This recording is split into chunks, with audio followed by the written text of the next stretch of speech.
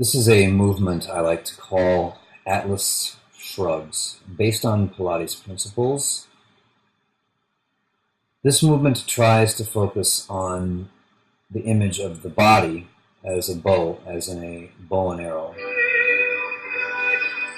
I like to begin each movement with the first movement in Yi Jing Jin. This is called presenting pole.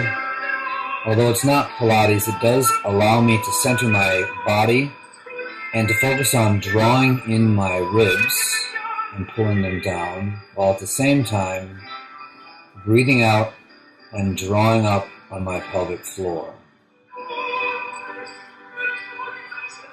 Once I'm centered, I'm going to bring my arms out and around and engaging the lats and the serratus anterior. I'm going to begin to try to shape the bow shape.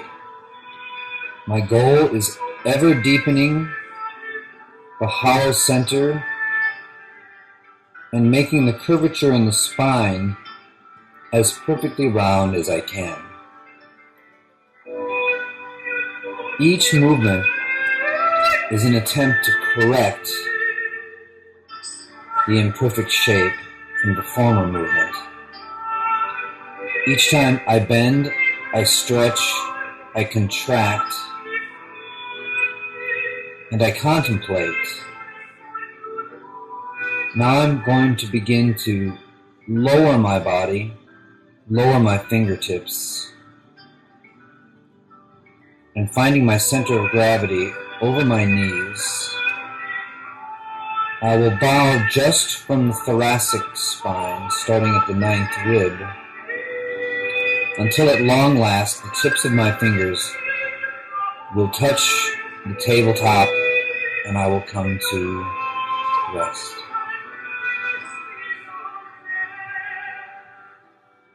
Move my arms back to find my straps in leg springs. I'm now going to experiment with my center of gravity and the counter position presented by the tension in the springs. If I pull just slightly on the springs, it will allow me to raise my body into an upright position. Now I want to experiment with the idea of floating in space, making my body as straight as I possibly can. We now have the image of the arrow, the bow and the arrow. Leaning forward, I noticed that I could fall forward if I lean too far, and yet the tension of the springs, the straightness of my body, will allow me to stay upright.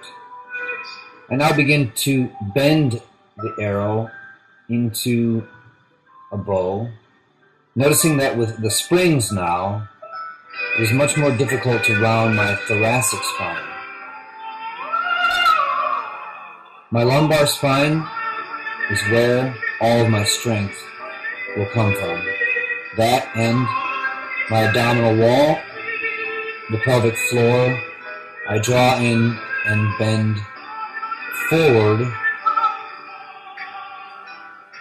If I do a serpentine movement, it allows me to articulate my spine and find where there's stiffness that's preventing me from getting the ideal curvature. At long last, I once again bring my fingertips and the crown of my head to the table and allow my arms to come back. Now engaging my serratus and my scapula, I come to flat back. Now, in some place between the bow and the arrow, I continue to bring my arms back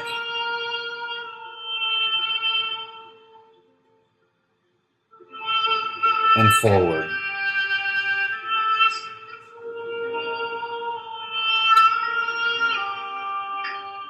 This, for my scapula, I continue to deepen my powerhouse, bringing my fingertips closer and closer until finally they touch. And at last, the crown of my head rests on the table. Bring my arms back to engage my scapula. I now come to rest. Let go of the springs. And now focus on the center of gravity at the 9th rib. Notice the bend directly at the 9th rib as I pull myself up using my thoracic cavity more than I'm using my pelvic floor.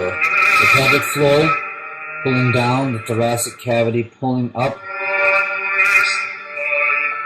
I gather in the energy that I've released, find my center again, bring my palms together, draw my ribs together and down, pelvic floor elevated.